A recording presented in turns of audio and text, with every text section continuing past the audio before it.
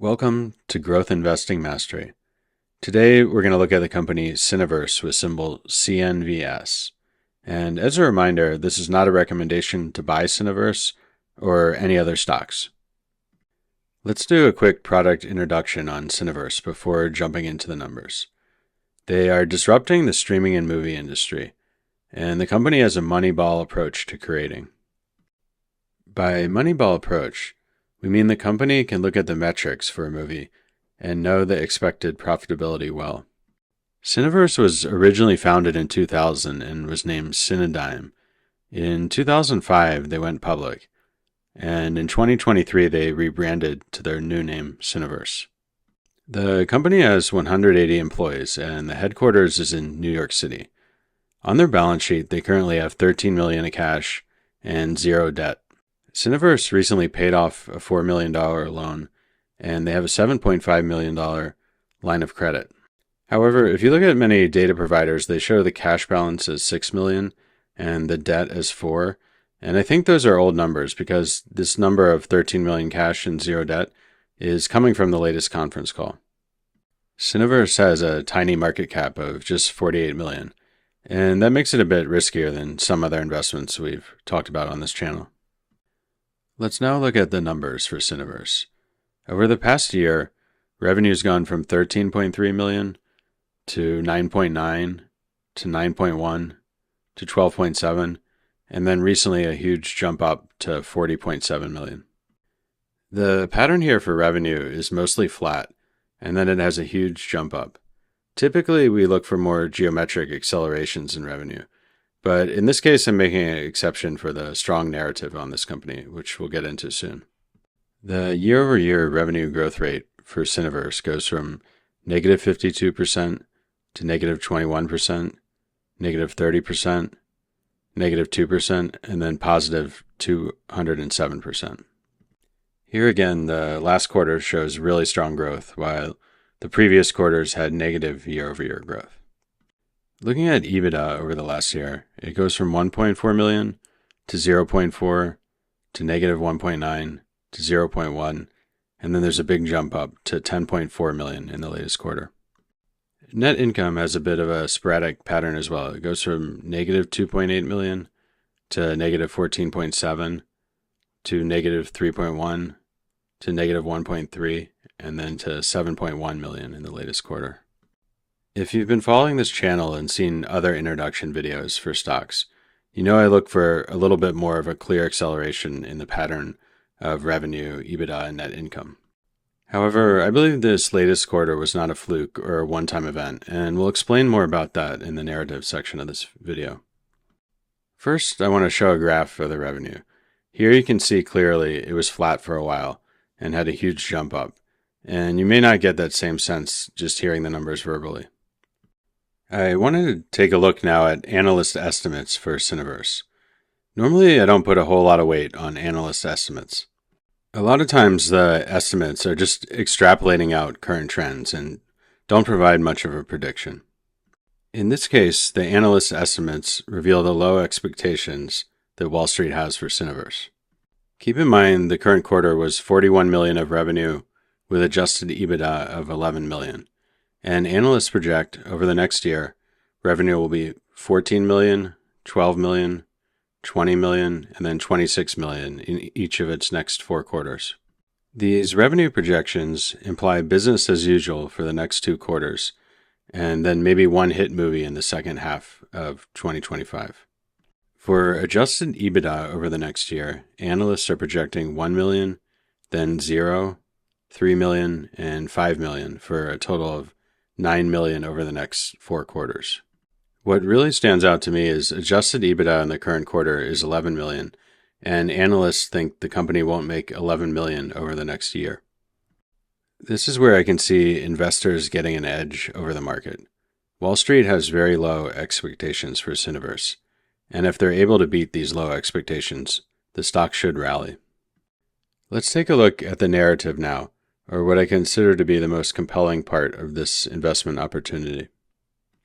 The CEO said it's the strongest quarter in the company's history, and keep in mind the company was founded in the year 2000. Cineverse was said to be stunning the industry in October when The Art of the Clown surpassed the Joker movie at the box office. Next, Terrifier 3 became the highest grossing non-rated film at the box office ever, and they've been having strong Blu-ray and DVD sales. I'm not too sure how big the market is for Blu-ray and DVD, but it's good they're saying that's strong there. The film is also on Screambox now, which is their streaming platform. The movie opened a new profit line, and Terrifier 3 generated $54 million at the box office, which is $500K of marketing spend, and $0 spent on national media. The company's found a hyper-effective way to utilize new media assets, and there's a deluge of new film releasing and marketing opportunities. Films are targeted at specific fan bases. Cineverse is partnering with European media powerhouse Studio Canal, and they've got some upcoming films, one called Silent Night, another one Deadly Night, and they have Toxic Avenger with a star cast of Peter Dinklage, Kevin Bacon, and Elijah Wood, which is supposed to release on August 29th. All three of these movies have very strong risk-reward profiles, as the CEO noted. And here I included a screenshot from IMDb where they show the stats for Terrifier 3. We can see they list the estimated budget for Terrifier 3 as $2 million.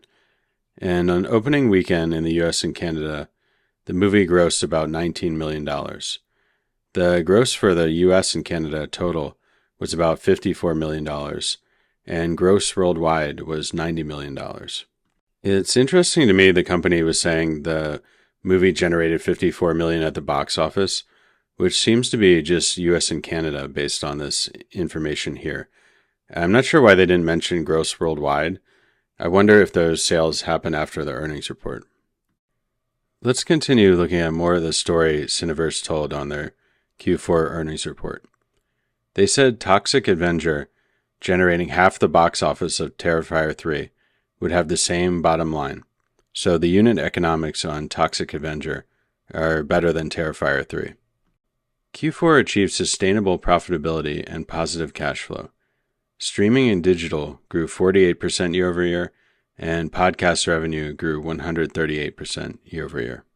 Cineverse has seen improved content licensing opportunities, and operating margin for the quarter was 48%. The company has a $40 million valuation for its content library, and that's almost entirely off the balance sheet. That valuation is nearly the size of the market cap. The CEO said on the last earnings report, "We continue to believe that our stock price is undervalued, with significant upside at yesterday's closing price of $4.60 per share.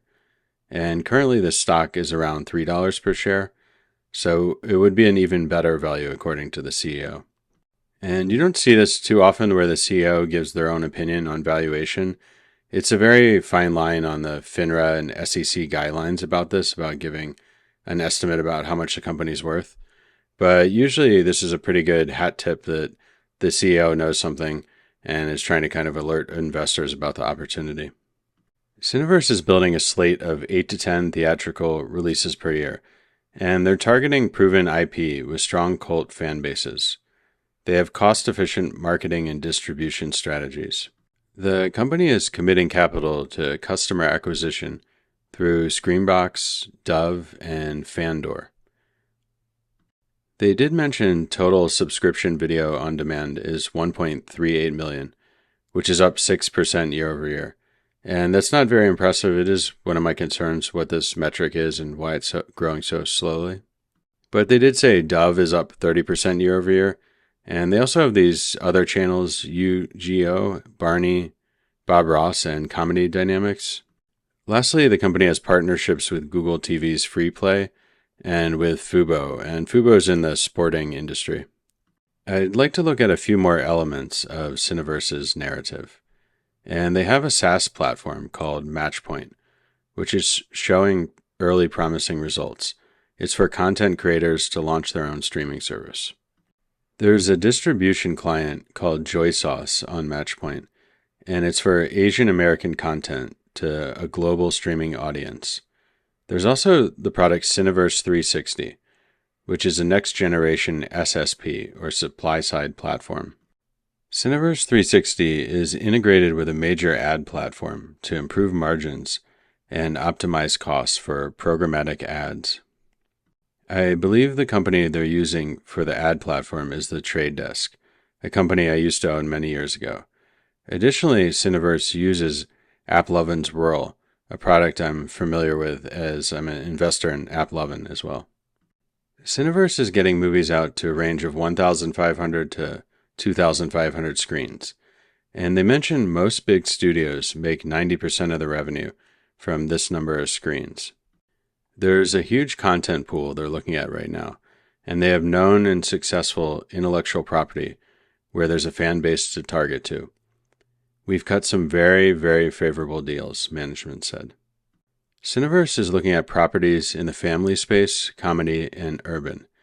They have a podcast footprint to hypermarket to their customers, and there's an unbelievable positive risk-reward profile on the next 3 films. The company is using a Moneyball approach where they're focused on ROI, or return on investment, and filmmakers are coming to Cineverse now because they don't have a huge marketing budget and they know Cineverse can deliver results. Lastly, the company said, hopefully we crack the code here. And it's always good when the company says something like that, we cracked the code or we finally made a breakthrough in our business. Let's talk about my biggest concerns for investing in Cineverse. It could be a one-hit wonder with Terrifier 3, and potentially boom or bust. Sequential revenue is projected to go down in the next quarter, and that's not a typical pattern I like in growth investing.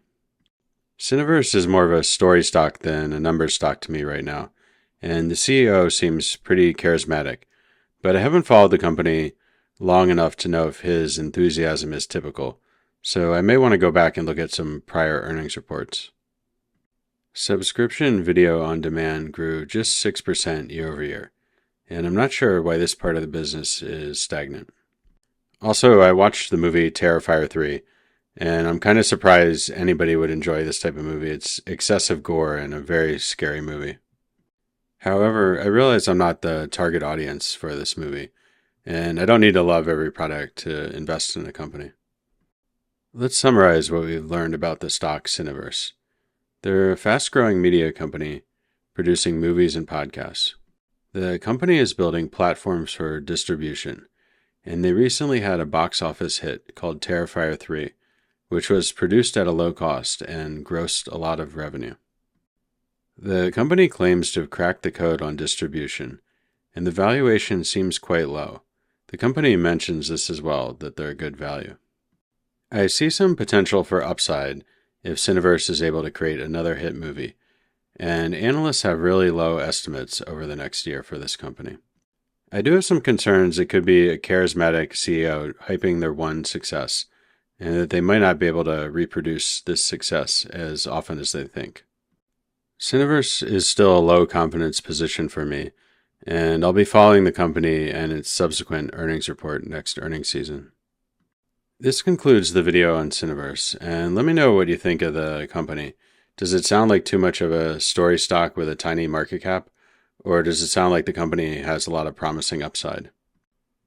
Leave me a like below if you enjoyed the video, and as a final reminder, this is not investment advice or a recommendation to buy Cineverse.